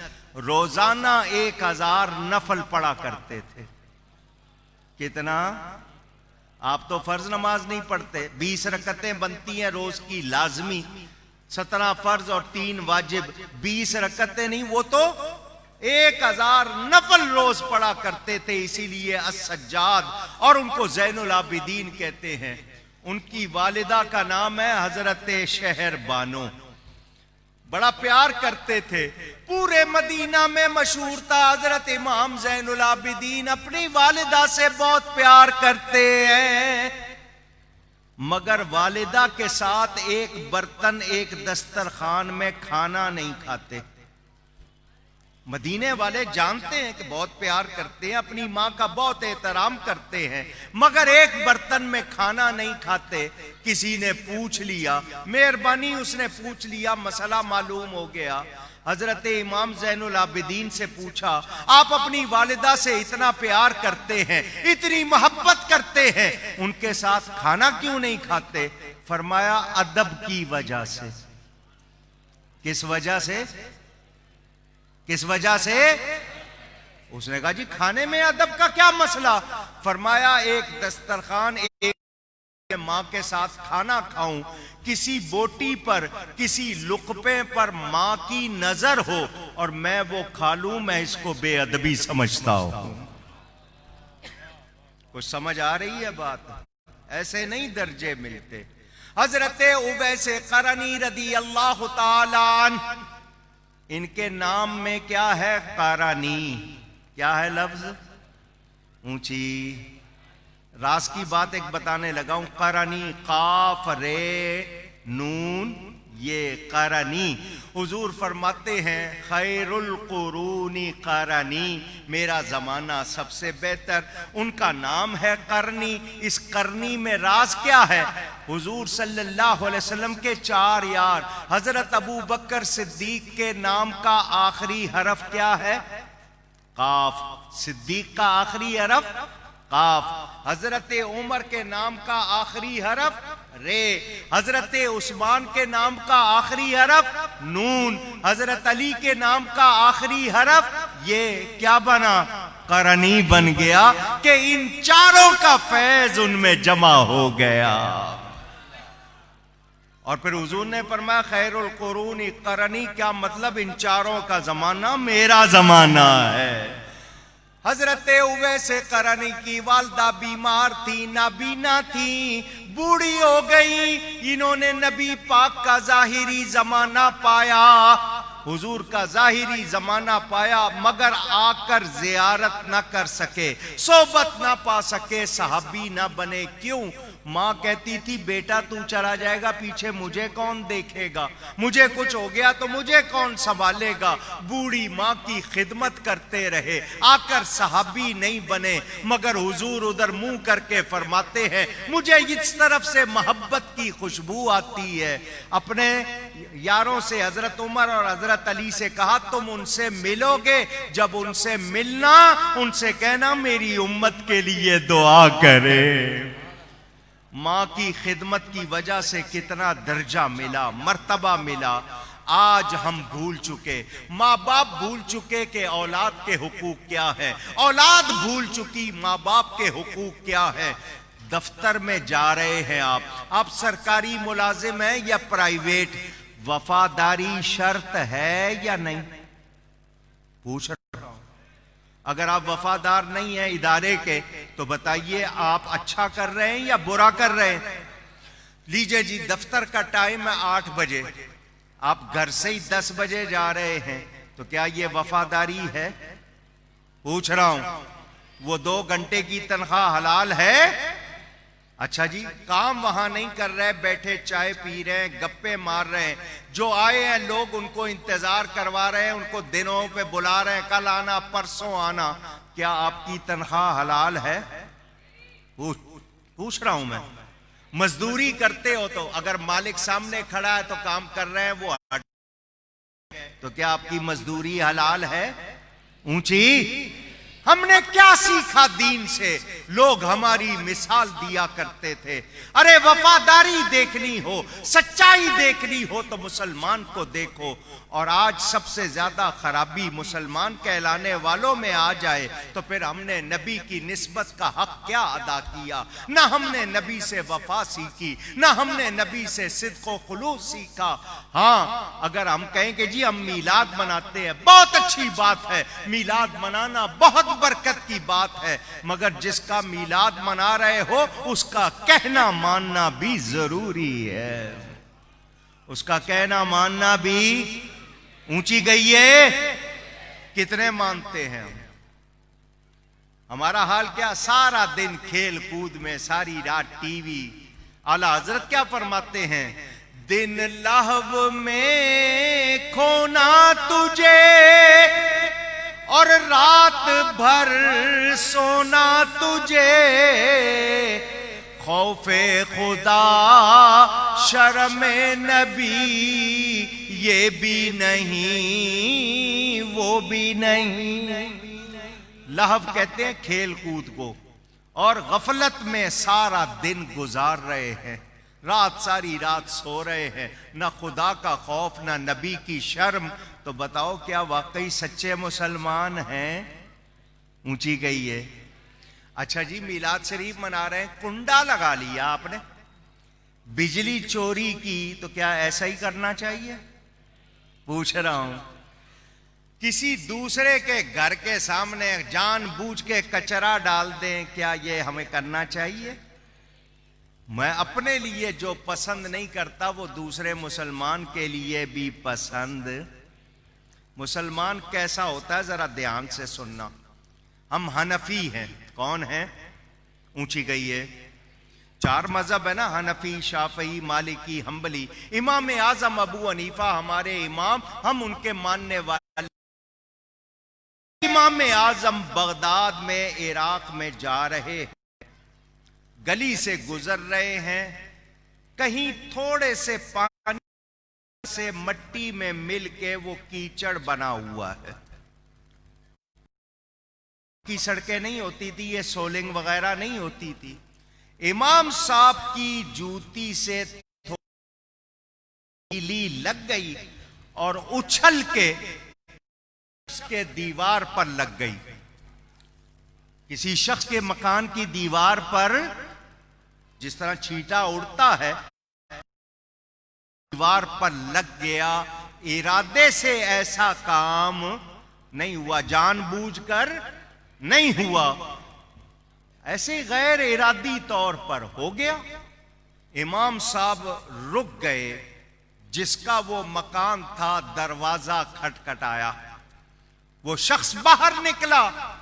وہ مسلمان نہیں تھا، مسلمان مجوسی تھا، آگ کی پوجا کرنے والا، مگر پورا عراق امام اعظم کو جانتا تھا. اس نے دیکھا مسلمانوں کا اتنا بڑا امام میرے دروازے پہ. آپ نے اس کو فرمایا ذرا دروازے سے ادھر آؤ. دیوار جا کے دکھائی کہ یہ تیری دیوار پر میری جوتی سے چھینٹا اڑ کے پڑ گیا ہے. چھینٹا اڑ کے اگر میں اس کو کھرچوں تیری مٹی اکھڑے گی، اگر پانی ڈالوں رنگ اترے گا، جو میرے لیے تیری اجازت کے بغیر جائز نہیں. یہ کام مجھ سے ہوا، بلا ارادہ ہو گیا. اب تو اس کا جو بدلہ لینا چاہے میں دینے کو تیار ہوں، تاکہ تو کل قیامت کے دن میری شکایت نہ کرے. سن رہے ہیں؟ پوچھ رہا ہوں. ہم تو موٹر سائیکل، بائک یا کار اس طرح چلائیں، پانی پڑا ہو تو دوسروں پہ چھینٹے پڑیں یا کچھ ہو پرواہ نہیں کرتے. بارش کے دنوں میں تو بالکل بھی نہیں کرتے. اور ادھر یہ حال کہ ایک چھینٹا پڑ گیا. امام اعظم اس کو کہہ رہے ہیں جو بدلہ لینا ہے، جو جرمانہ لگانا ہے ابھی لگا لے. اس نے کہا جی آپ نے بات کر لی. آپ نے فرمایا، اس نے کہا آپ کو کچھ انتظار کرنا پڑے گا. امام اعظم نے کہا میں انتظار کر رہا ہوں. وہ اپنے گھر میں چلا گیا، غسل کر کے نکلا. پانی اس کے بالوں سے ٹپک رہا تھا. غسل کر کے آیا اور امام اعظم سے کہنے لگا دیوار بعد میں صاف ہوگی، پہلے میرا دل صاف کرو، میں مسلمان ہونا چاہتا ہوں، وہ دین قبول کرنا چاہتا ہوں جس کی تعلیمات ایسی ہیں. کچھ سمجھ آ رہی ہے؟ پوچھ رہا ہوں اخلاق کیسے ہونے چاہیے مسلمان کے. نہیں آپ کو اور بات سناتا ہوں. ہمارے ایک امام ہیں، امام مالک. ان کا لقب ہے امام مدینہ، امام دار الہجرہ. مالکی سلسلے کے امام، اہل سنت کے ہیں. مدینہ منورہ میں ان کی قبر ہے. ان کے پاس ایک عورت آئی مسئلہ پوچھنے، سوال پوچھنے. کون آئی؟ یہ سوال ذرا دھیان سے سننا. آپ بھی سرور صاحب یاد آئے گا آپ کو کہیں سنانے کو. عورت آ کے سوال کر رہی ہے، امام صاحب میرا پڑوسی گورنمنٹ کا ملازم ہے، بادشاہ کا، جس کو آپ سرکاری افسر کہتے ہو. اس کے گھر میں جو چراغ جلتا ہے اس میں گورنمنٹ کی طرف سے تیل پڑتا ہے، گورنمنٹ اس کو پیسے دیتی ہے. اس چراغ کی روشنی میرے صحن میں آتی ہے، کیا میں اس روشنی سے فائدہ اٹھا سکتی ہوں؟ سوال سمجھ میں آیا؟ ہم تو سرکاری اسٹیشنری اٹھا لائیں، قلم پینسل اٹھا لائیں، پتہ نہیں کیا کچھ. وہ کہہ رہی ہے اس کی روشنی خود بخود آتی ہے میرے صحن میں، کیا میں اس کی روشنی سے فائدہ اٹھا سکتی ہوں؟ کوئی کام کرنا ہو اس روشنی میں. امام صاحب نے فرمایا جتنی تو تقوی والی ہے تجھے اجازت نہیں ہے. لیکن اس کے سوال سے اندازہ کرو مسلمان اللہ سے کتنا ڈرتے تھے، کتنے ڈر والے تھے. اور آج ہمارے اپنے گھروں میں لوٹ مار، چوری، ایک دوسرے سے ہیرا پھیری یہ کوئی مسئلہ ہی نہیں ہے، بلکہ جو زیادہ کرتا ہے وہ کہتا دیکھو میں نے کیسے کام کیا۔ تو کیا واقعی ہم مسلمان ہیں؟ پوچھ رہا ہوں۔ آپ کے گورنمنٹ والے آپ سے جھوٹ بولتے ہیں، آپ ان سے جھوٹ بولتے ہیں، وہ آپ پر ناجائز ٹیکس لگاتے ہیں، آپ ٹیکس چوری کرتے ہیں، بجلی نہیں دیتے، بل تگڑا، گیس نہیں دیتے، پانی نہیں دیتے، سڑکیں نہیں بنا رہے، لوٹ رہے ہیں، اس کے باوجود جو حال بن رہا ہے آپ سمجھ رہے ہو کہ یہ سیاسی جھگڑے ہیں، یہ میرے تمہارے اعمال ہیں۔ جب ہم ٹھیک نہیں ہوں گے تو ہمارے حکمران بھی اچھے ویسے ہی مسلط ہوں گے جیسا ہمارا حال ہے۔ حضرت عمر فاروق رضی اللہ تعالیٰ عنہ بادشاہ ہیں، خلیفہ وقت ہے، رات کے وقت گشت کرتے ہیں تاکہ لوگ آرام سے سو سکیں۔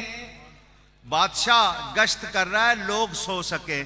آج لوگوں کو جاگنا پڑتا ہے کہ بادشاہ سو سکے، یہی حال ہے نا۔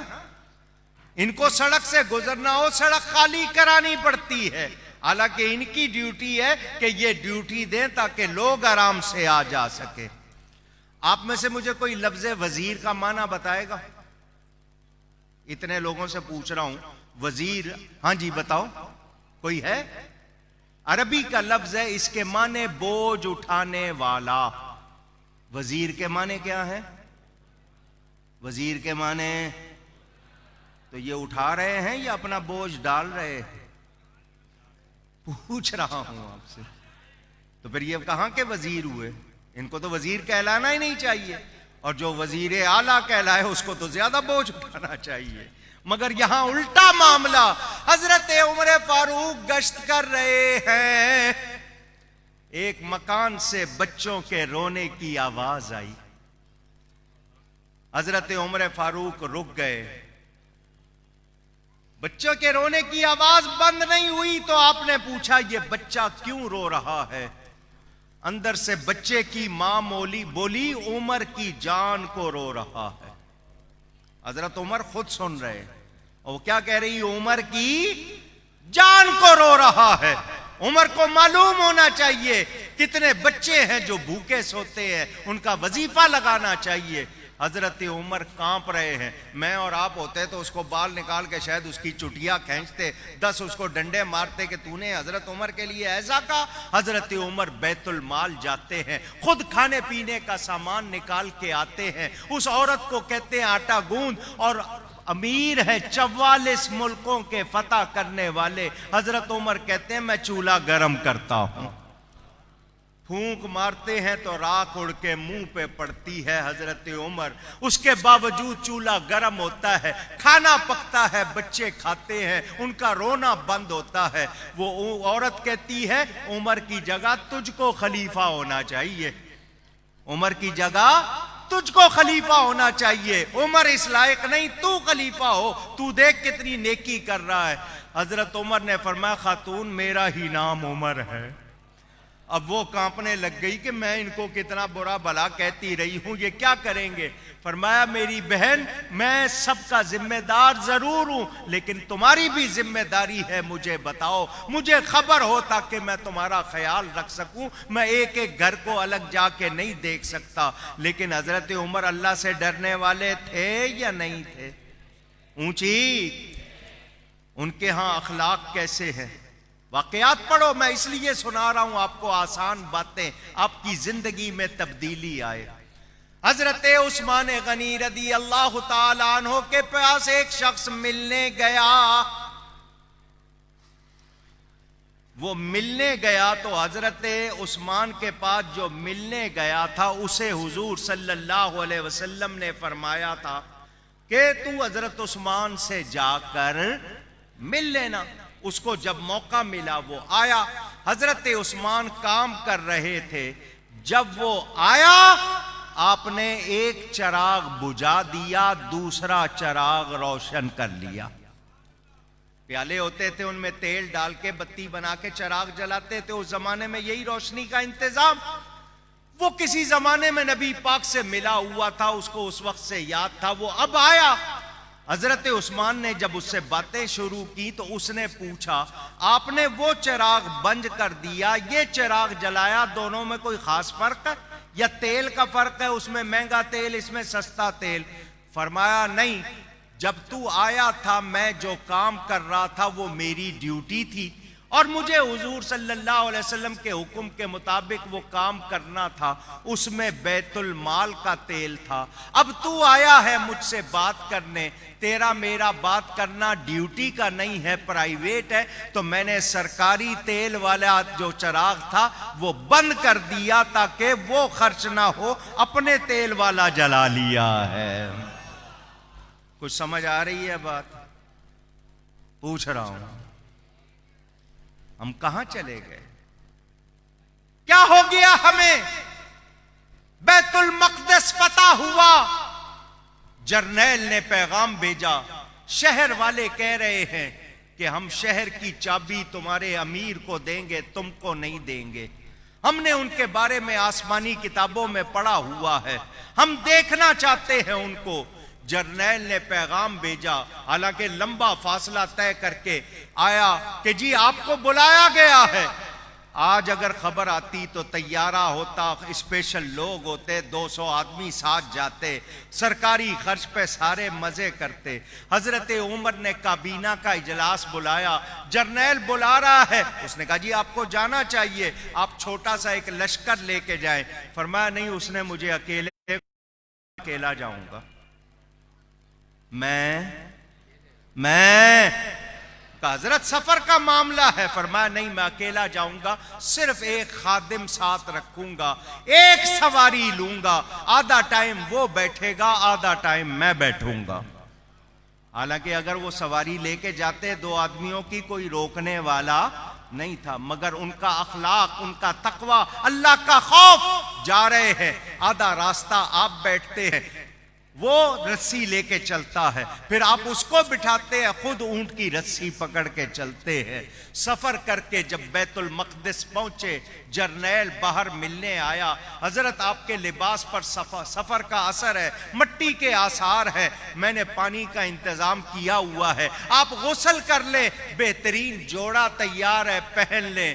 حضرت عمر نے کہا میری عزت کپڑوں سے نہیں ہے، میری عزت اسلام سے ہے، میں اسی طرح جاؤں گا۔ کہ حضرت وہ بڑے بڑے لوگ آپ کے دیدار کے لیے، فرمایا میں اسی طرح جاؤں گا۔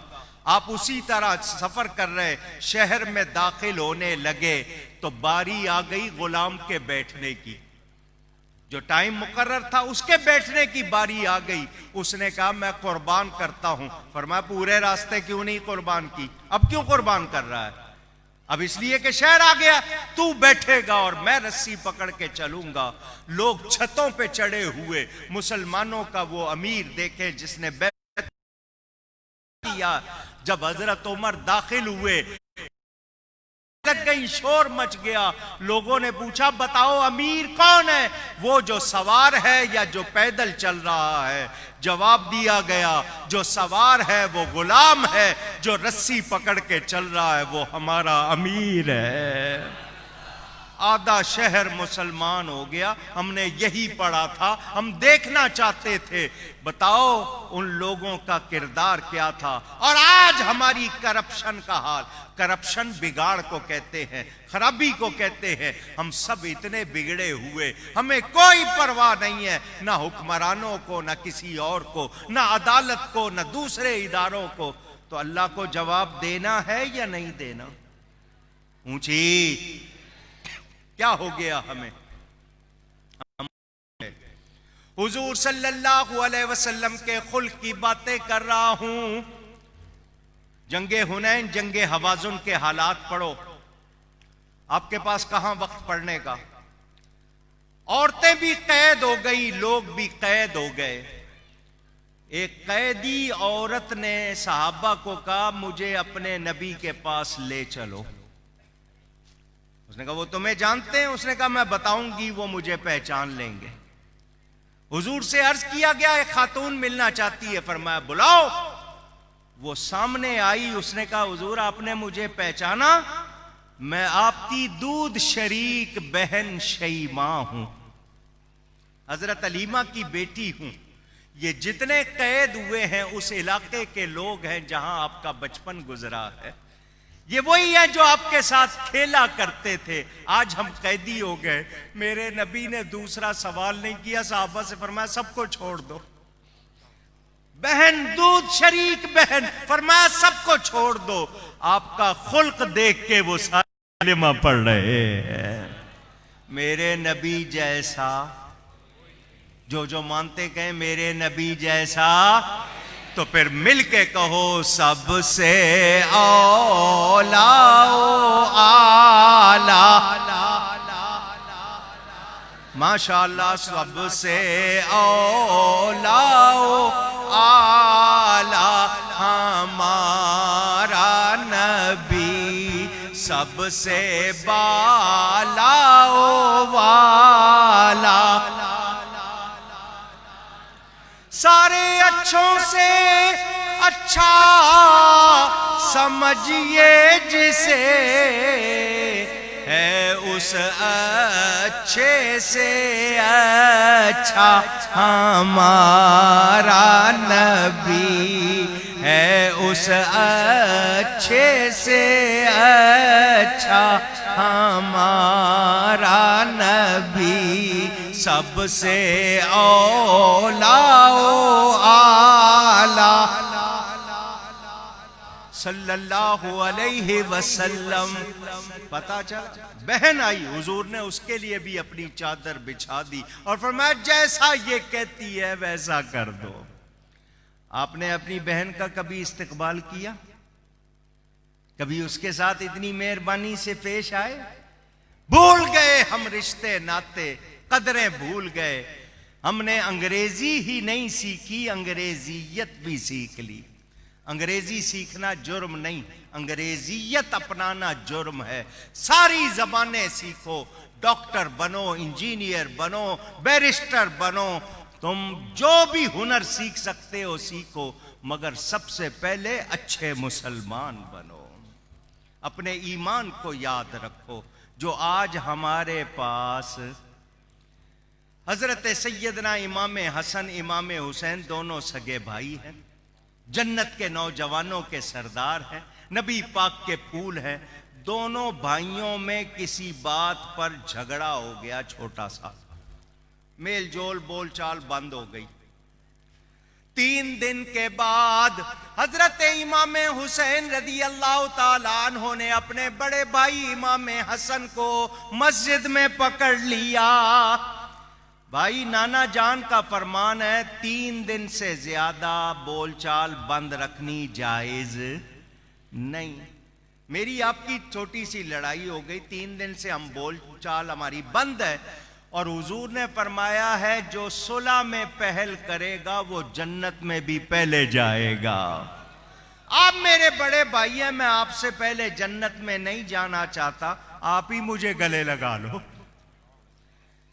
کیا اخلاق ہے, کیا محبت ہے, کیا طریقہ ہے, کیا سلیقہ. آج ہم سب بھول گئے, ہمیں یاد ہی نہیں رہا. میں نے آپ کو بتایا نا, ہم دنیا میں راتوں رات امیر کیسے بن جائیں. مجھے اتنی دولت مل جائے اور پھر اس کے بعد جب دولت ملتی ہے پھر بالکل ہی خدا کو بھول جاتے ہیں.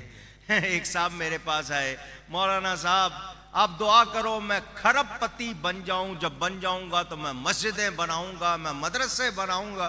میں نے کہا اللہ نے جتنا دیا اس پہ راضی کیوں نہیں ہے؟ کیونکہ تو کھرب پتی بن کے جو اتنے ارادے کر رہا ہے, اس وقت تو کرے نہ کرے جتنا رب نے دیا ہے اس پہ خوش کیوں نہیں ہے؟ اس پہ راضی ہو جا, تیرے ارادوں کا تجھے ثواب مل جائے گا. سگے رشتہ داروں کا حق دیتے نہیں, اور میں مسجدیں بناؤں گا اور میں یہ کروں گا. ایک بات کہہ رہا ہوں, جس کے پاس حرام کی کمائی ہے, خواہ وہ لاٹری ہو, جوا ہو, سود ہو, رشوت ہو, بھتہ ہو, ہیرا پھیری سے, جس کے پاس بھی حرام کی کمائی, اس سے وہ کوئی نیکی کرے تو کوئی فائدہ.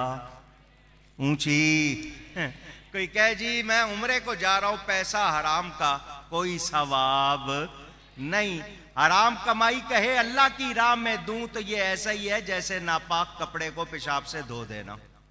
اتنا سخت مسئلہ ہے، اور لوگ کہتے ہیں نہیں جی، تو یاد رکھنا اگر غلط پیسہ ہے آپ کے پاس، بغیر ثواب کی نیت کے کسی مستحق کو دے دو، مگر ہرگز اس کو اپنے اوپر استعمال نہ کرو۔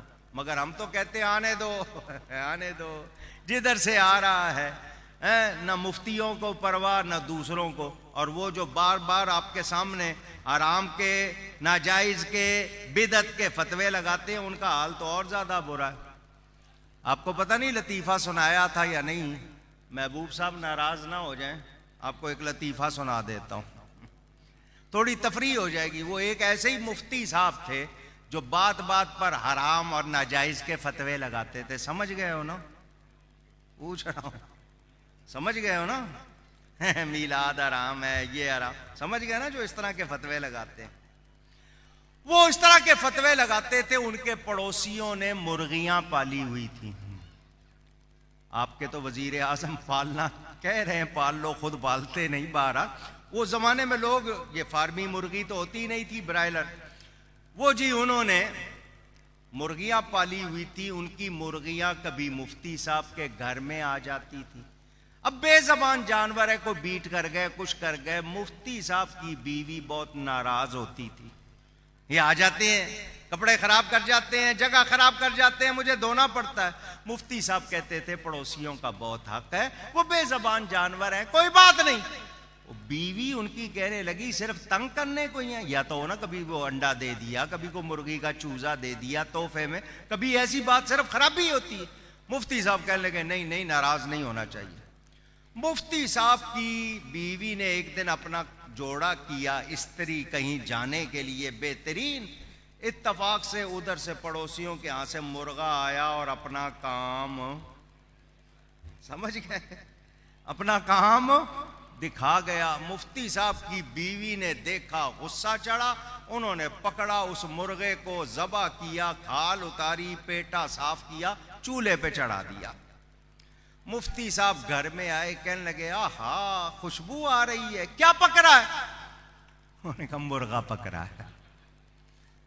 کیا پکڑا ہے؟ ککڑ، مرغا۔ کہنے لگے کہاں سے آیا؟ اس نے کہا آنا کہاں ہے؟ پڑوسیوں کا، یہ دیکھ میرے کپڑے خراب کیے، مجھے غصہ چڑھا، میں نے چڑھا دیا۔ مفتی صاحب کو عادت تھی فتویٰ دینے کی، فوراً کہنے لگے حرام۔ بیوی نے ذرا دیکھا گھور کے، وہاں فتویٰ چلتا، سمجھ گئے؟ اس نے گور کے دیکھا، کہنے لگے کہ ہے تو حرام۔ اس نے کہا چپ ہوتا ہے یا نہیں؟ میں نے چڑھایا، تو نے نہیں کھانا، نہ کھا، میں کھاؤں گی۔ مفتی صاحب آہستہ آہستہ کہہ رہے ہیں ہے تو حرام ہی ہے، تو حرام۔ وہ پرواہ نہیں کر رہی، جب پک گیا، اب مفتی صاحب نے دیکھا اس نے چھوڑنا، کہنے لگے اچھا بیگم یہ بتاؤ، گھی، پیاز، ٹماٹر، مسالہ تو گھر کا ہے نا؟ اس نے کہا ہاں۔ کہنے لگے مجھے شوربہ دے دینا، بوٹی حرام۔ اس نے کہا شکر ہے لائن پہ آ رہا ہے۔ اس زمانے میں آپ کی طرح یہ سیٹ نہیں ہوتے تھے، وہ کول پیالوں کی طرح ہوتے تھے۔ اس نے لا کے رکھا، دیگچی سے اس میں شوربہ ڈالنے لگی، تو ایک بوٹی خود بخود گر گئی، وہ اٹھانے لگی۔ مفتی صاحب کہنے لگے جو خود سے آتی ہے آنے دو۔ کدھر گیا فتویٰ؟ ہم میلاد منائیں تو فتویٰ، 11ویں کریں تو فتویٰ۔ محبوب صاحب میں کسی کو کچھ نہیں کہہ رہا ہوں، تسلی رکھنا۔ فتوے لگاتے ہو، خود جو مرضی کر لو، سب جائز، تیری اٹکے تو وکیلوں سے کرے استمداد، یا محمد سے بگڑتی ہے طبیعت تیری۔ اولیاء کے در پہ ہم آئے تو منکر نے کہا، در چھوڑ کر اللہ کا تم شرک میں ہو مبتلا، اور خود پڑا بیمار جب در چھوڑ کر اللہ کا،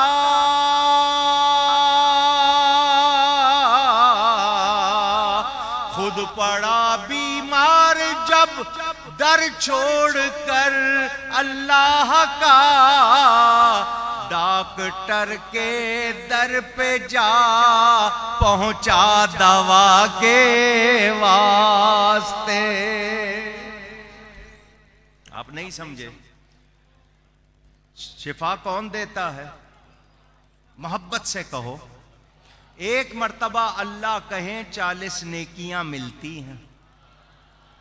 شفا کون دیتا ہے؟ اللہ جل جلالہ۔ بیمار پڑا تھا تو کس کے پاس جانا چاہیے تھا؟ اللہ کے پاس۔ کس کے پاس جانا چاہیے تھا؟ مگر کہاں گیا؟ ڈاکٹر کے پاس۔ ڈاکٹر کے پاس جا کے کہنے لگا مجھے اللہ کے پاس جانے سے بچا لے، مجھے اللہ کے پاس جانے سے، اگر تو نے نہیں بچایا تو اللہ کے پاس چلا جاؤں گا۔ ہم جائیں ولی اللہ کے پاس تو شرک، کیوں؟ وہ غیر اللہ ہے۔ تو ڈاکٹر کون ہے؟ وہ غیر اللہ نہیں، تو ڈاکٹر کے پاس جاتا ہے، ڈاکٹر شفا نہیں دیتا۔ ہم ولی اللہ کے پاس جاتے ہیں، ولی اللہ شفا نہیں دیتے، ڈاکٹر دوا دیتا ہے، دوا میں اثر رکھنے والا اللہ، ولی اللہ کلام پڑھتا ہے، کلام میں اثر رکھنے والا اللہ ہے۔ بات سمجھ میں آ رہی ہے؟ تو ہم نے تو اخلاق سکھائے تھے، محبتیں سکھائی تھی، مگر انہوں نے نفرتیں سکھائی۔ نتیجہ کیا نکلا؟ مسلمانوں کو بانٹ دیا، بکھیر دیا۔ آؤ آج ایک فیصلہ کریں۔ میں نے آپ کو شروع میں بتایا، وہی فیصلہ آپ سے کروانا چاہتا ہوں۔ فیصلہ کرو، جو نبی کا وفادار نہیں وہ ہمارا دوست ہو سکتا۔ جو نبی پاک صلی اللہ علیہ وسلم کی محبت کو بدعت کہے، ناجائز کہے، وہ یقیناً سچا مسلمان نہیں ہے۔ صحیح کہہ رہا ہوں؟ آؤ اب آپ کے سامنے ایک دو باتیں اور رکھوں اور گفتگو کو سمیٹوں۔ اخلاق کردار کی عمدگی کا نام، کبھی غلطی سے اخلاق نہیں کہنا، الف کے نیچے زیر نہ لگانا، الف کے اوپر زبر، اخلاق، اخلاق نہیں کہنا، اخلاق۔ اخلاق کے معنی بہت برے ہیں، اخلاق کے معنی پھٹا ہوا، اور اخلاق کے معنی عمدگی کے ہیں۔ تو اخلاق نبوی ہم نے اپنانے ہیں۔ نبی پاک صلی اللہ علیہ وسلم کے بارے میں آپ کو سناؤں، میرے نبی کی رحمت کیسی تھی، ان کا خلق کیسا تھا۔ مکہ مکرمہ سے ہجرت سے پہلے حضور صلی اللہ علیہ وسلم کعبے میں آئے۔ عثمان بن طلحہ شیبی، یہ نام ہے اس شخص کا جس کے پاس کعبے کی دروازے کی چابی تھی۔ عثمان بن طلحہ اس کا نام تھا، شیبی شیبی اس کو پکارتے تھے۔ کعبے کے دروازے کی چابی کلید بردار وہ تھا۔ حضور صلی اللہ علیہ وسلم نے اس کو فرمایا کعبے کا دروازہ میرے لیے کھول دے، میں چاہتا ہوں آج رات کعبے کے اندر اللہ کی عبادت کروں۔ اس نے کہا جی میں آپ کے لیے دروازہ نہیں کھولوں گا۔ فرمایا کیوں؟ اس نے کہا جی آپ ہمارے خداؤں کو جھوٹا کہتے ہیں، آپ نے جو نیا دین نکالا ہے اس سے ہم بڑے تنگ ہیں، میں مکہ کے ہر شخص کے لیے دروازہ کھول دوں گا، آپ کے لیے نہیں کھولوں گا۔ فرمایا خاندانی طور پر بھی تو مجھے جانتا ہے، میں ہاشمی ہوں، میرے دادا کو بھی جانتا ہے۔ اس نے کہا ساری باتیں درست، آپ کے لیے دروازہ نہیں کھولوں گا۔ میرے آقا کریم صلی اللہ علیہ وسلم نے فرمایا شیبی ایک دن آئے گا کعبے کی چابیاں میرے ہاتھ میں ہوں گی۔ کعبے کی چابیاں، آپ سے آواز سننا چاہتا ہوں، توجہ ہے نا، میرے ہاتھ میں ہوں گی۔ جس جگہ تو کھڑا ہے آج، تو اسی جگہ کھڑا ہوگا، مگر تیری حالت ایک مجرم کی سی ہوگی۔ میں اسی جگہ کھڑا ہوں گا مگر میں فاتح ہوں گا۔ اس نے کہا جائیے جائیے، ایسا وقت کبھی نہیں آئے گا۔ میرے آقا حتیم میں چلے گئے، کعبے کا وہ حصہ جس پر چھت نہیں ہے، وہ بھی کعبے کا اندرونی حصہ، وہ شخص اپنے گھر چلا گیا۔ جب مکہ فتح ہوا تاریخ انسانیت 10,000 سال کی تقریباً انسانی تاریخ اٹھا کے دیکھ لو، کوئی ایک واقعہ ایسا نہیں ہے 53 برس تک جن لوگوں نے نبی کے لیے، نبی کے صحابہ کے لیے مشکلات کی تھی، سامنے کھڑے تھے، حضور چاہتے تو ان سے بدلہ لیتے، ایک ایک کو گاجر مولی کی طرح کاٹ دیتے، مگر فرمایا جاؤ تم سے کوئی مواخذہ نہیں، تم سب آزاد ہو۔ میرے نبی کا خلق اور رحمت دیکھ کر سارے کلمہ پڑھ کے مسلمان ہو رہے تھے۔ فاتحانہ شان سے حضور مکہ میں داخل ہوئے، شہر میں آئے، شور مچ گیا، گھر گھر میں اطلاع ہو گئی مسلمانوں کے نبی نے مکہ کو فتح کر لیا ہے۔ وہ فاتحانہ شان سے مکہ شہر میں داخل ہو چکے، کعبے میں جا رہے ہیں۔ شیبی نے بھی یہ بات سنی، اپنے گھر سے اٹھا چابیاں لے کے دوڑتا ہوا وہیں آ کے کھڑا ہوا جہاں اس رات کھڑا تھا۔ چابیاں حضور کی طرف اس نے پھینک دی، سر جھکائے کھڑا ایک صحابی نے چابیاں اٹھا کے حضور کو دے دی۔ میرے آقا نے فرمایا شیبی وہ رات یاد ہے؟ اس کا سر جھکا ہوا مجرموں کی طرح، فرمایا وہ رات یاد ہے؟ اس نے کہا ایک وہی رات نہیں، آپ کی ہر بات یاد ہے۔ فرمایا تو اسی جگہ کھڑا ہے یا نہیں جہاں اس رات کھڑا تھا؟ اس نے کہا اسی جگہ کھڑا ہوں۔ فرمایا میں نے کہا تھا میں اسی جگہ کھڑا ہوں گا اور کعبے کی چابیاں میرے ہاتھ میں ہوں گی، دیکھ یہ کعبے کی چابیاں میرے ہاتھ میں ہیں۔ اس نے کہا جی آپ حکم فرمائیے، میں مجرم ہوں۔ حضور نے فرمایا میرے صحابیوں، میں کعبے کی چابیاں آج ایک شخص کو دوں گا، جس کو دوں گا اس کے پاس رہیں گی، وہ جب وفات پا جائے گا اس کی اولاد، پھر اس کی اولاد، جو ان سے چھینے گا وہ ظالم ہوگا، کوئی ان سے چھیننے کی کوشش نہ کرے۔ حضرت علی نے فرمایا حضور چابیاں مجھے دے دیجئے، یہ عزت مجھے مل جائے۔ ایک صحابی اور بولے حضور مجھے دے دیجئے۔ حضور نے فرمایا شیبی یہ چابیاں میں تجھے دیتا ہوں۔ وہ جس نے دروازہ نہیں کھولا تھا اسی کو چابیاں دی، فرمایا یہ تیرے لیے ہے، اپنے پاس رکھ، تجھ سے کوئی نہیں چھینے گا۔ وہ بھی قدموں میں گر کے پڑھ رہا تھا لا الہ الا اللہ محمد الرسول اللہ۔ لوگ کہتے ہیں اسلام تلوار سے پھیلا، میں پوچھنا چاہتا ہوں یہ لوہے کی تلوار اگر تم کہتے ہو اس سے اسلام پھیلا، تو جنہوں نے یہ تلوار چلائی وہ خود کیسے مسلمان ہوئے؟ ان کو کس بات نے مسلمان کیا؟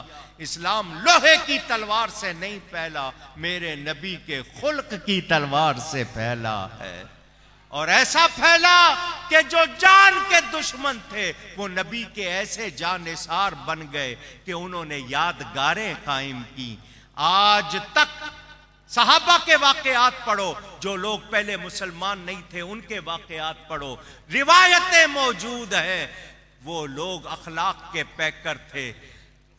آج اورینٹلسٹ مستشرقین، وہ کافر جو عربی سیکھ کر ہماری کتابیں پڑھتے ہیں پھر ہمارے بارے میں لکھتے ہیں، ان کو مستشرقین اورینٹلسٹ کہتے ہیں۔ انہوں نے مسلمانوں کے بارے میں جو کتابیں لکھی وہ پڑھو، وہ یہی کہتے ہیں اس پوری کائنات میں میرے نبی کے اخلاق جیسا کسی کا اخلاق نہیں ہے۔ بوریے پہ بیٹھے ہوئے نبی پاک چٹائی پر، کھجور کی چھال کی چٹائی بنی ہوئی، حضور اٹھ کے بیٹھے تو آپ کے جسم پر نشان تھے اس چٹائی کے۔ حضرت عمر رونے لگ گئے، یہ کافر غلیچوں پر، نرم نرم بستروں پر، اور آپ کونین کے والی ہو کر چٹائی پر۔ فرمایا عمر انہوں نے یہ دنیا پسند کی ہے، ہم نے آخرت پسند کی ہے۔ وہ 2 دن کا عیش کر رہے ہیں، ان کا آخرت میں کوئی حصہ نہیں اور ہمارا آخرت میں حصہ ہے۔ زندہ باد، زندہ باد۔ یاد رکھنا اگر اخلاق اچھے ہوں گے تو حضور نے فرمایا قیامت کے دن وہ سب سے میرے قریب ہوگا جس کے اخلاق سب سے اچھے ہوں گے۔ آؤ عہد کریں کہ نبی کے سچے غلام بنیں گے۔ جب آپ سچے غلام بن جاؤ گے آپ جھوٹ نہیں بولو گے، آپ اپنی بیوی بچوں کے ساتھ بدسلوکی نہیں کرو گے، آپ ملاوٹ نہیں کرو گے، آپ ناپ تول میں کمی نہیں کرو گے، کیونکہ آپ نبی کے غلام بن جاؤ گے۔ بتاؤ جب یہ خرابیاں دور ہو جائیں گی، اچھائیاں آ جائیں گی، تو ہمارا معاشرہ امن والا ہوگا یا نہیں ہوگا؟ مگر آپ کے ملک میں ڈرامے چلیں گندے، بیوی کو شوہر سے بے وفا دکھایا جائے، شوہر کو بیوی سے بے وفا دکھایا جائے، غلط رشتے دکھائے جائیں، میرا جسم میری مرضی کے نعرے لگائے جائیں، کم کپڑے پہننا فیشن بتایا جائے، تو پھر برکت ہوگی؟ اونچی۔ آج باپ اور بھائی بہن کے ساتھ بیٹھ کر یہی ڈرامے اور ناچ دیکھ رہے ہیں یا نہیں دیکھ رہے؟ ہر ایک کے ہاتھ میں فون دے دیا جس میں گندگی زیادہ ہے، اچھائی کم ہے، برائی پھیل رہی ہے یا نہیں؟ تو پھر یہود و نصارہ اور قادیانیوں کی سازشوں میں آج ہمیں کیا کرنا ہے؟ کیا کرنا ہے؟ ہمیں نبی پاک سے وفا کرنی ہے اور عہد کرنا ہے کہ ہم انہی کے غلام بن کر رہیں گے، اور وہاں سے قدرت کی طرف سے اعلان ہے کی محمد سے وفا، تو نے تو ہم تیرے ہیں، یہ جہاں چیز ہے کیا لوح و قلم تیرے ہیں۔ جو نبی کے غلام بن جاتے ہیں، بس آخری بات کروں اور تقریر سمیٹوں، نبی کے غلام بن جاتے ہیں پھر کیا ہوتا ہے؟ حضرت عبداللہ ابن عمر، حضرت عمر کے بیٹے آ رہے تھے آگے، جس طرح اس گلی میں داخل ہوئے تو لوگ بھاگ رہے تھے سمجھانے کے لیے، کوئی ادھر بھاگ رہا ہے کوئی ادھر، کیا ہو گیا؟ انہوں نے کہا شیر آ گیا ہے، جنگلی درندہ شیر آ گیا ہے، اس سے ڈر کے بھاگ رہے ہیں۔ تو حضرت عبداللہ ابن عمر بہت زیادہ ہو گئی تھی، سواری پر تھے، نیچے اترے، آگے بڑھ کر شیر کا کان پکڑا، ادھر کیوں آیا ہے؟ لوگوں کو کیوں تنگ کر رہا ہے؟ یہ تیرا علاقہ نہیں، چل اپنے علاقے میں جا۔ اس کا کان پکڑا، وہ سر جھکا کے ایک طرف چلا گیا۔ شیر نے ان کا کہنا کیوں مانا؟ اس لیے کہ وہ نبی کا کہنا مانتے تھے۔ آپ تو چھپکلی سے ڈر جاتے ہو نا، کیوں؟ کہ اندر ایمان کی حالت ویسی نہیں ہے۔ نبی کے غلام بن کے دیکھو، کیونکہ یہ اللہ کا وعدہ ہے، جو نبی کا غلام بن جائے گا اللہ کا پیارا بن جائے گا۔ میں بہت شکریہ ادا کرتا ہوں محبوب صاحب کا، انہوں نے محبت سے جلسہ سجایا، بیٹے کا نکاح ہوا، اللہ تعالیٰ ان کی یہ کاوش قبول فرمائے۔ ماشاءاللہ حافظ طاہر قادری صاحب جو بہترین نعت خوان ہیں آپ کے شہر میں اور رونق لگاتے ہیں، وہ بھی تشریف لائے ہیں، ثروت اعجاز صاحب بھی موجود ہیں۔ میں ان الفاظ پر گفتگو ختم کرتا ہوں، گفتگو میں مجھ سے کوئی غلطی ہوئی ہو اللہ کی بارگاہ میں توبہ کرتا ہوں۔ آپ نے اٹھنا نہیں ہے، جلسہ اسی طرح جاری ہے، تشریف رکھیں۔ والسلام علیکم ورحمۃ اللہ وبرکاتہ۔